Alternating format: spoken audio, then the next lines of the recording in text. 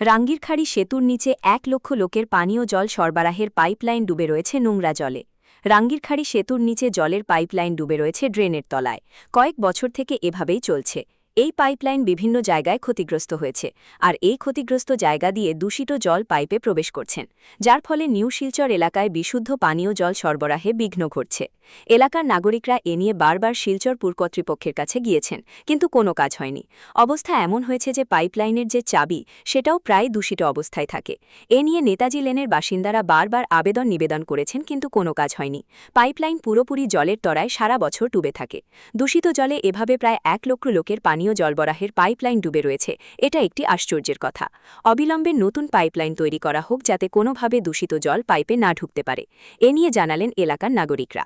একটা ডিজেল নিচে, ঠিক আছে, ডিজেল নিচে গিয়া প্রায় প্রায় সপ্তাহখানেক যায় ছুটে, সপ্তাহখানেক যায় ছুটে। পিএইচি আমি বলছি যে পিএইচি মানুষ পাঠায় ঠিক করে আবার চাবিটা এখানে আছে, এখানে মাঝে পেচ্ছাপ করে ল্যাট্রিন করে বহুত বাজে, একদম বাজে জল আমরা ইউজ করি। আমরা মিউনিসিপ্যালিটি পিএইচি গেছি, পিএইচি বা মিউনিসিপ্যালিটি আবার পিএইচি, মানে এরকম একটা সমস্যা। আমরা শুধু আমি না, আমাদের পাড়ার লোকও গেছে, মহিলারাও গেছে। লাস্ট হয়েছে কি পিএইচি কইছে মিউনিসিপ্যালিটি এস্টিমেট দেবে, এস্টিমেট দিচ্ছে, এস্টিমেটও মিউনিসিপ্যালিটি দেওয়া হয়েছে। দেওয়ার পরেও তারা কইছে আবার দেখা করার পরে কোনো উত্তর আমরা পাই না।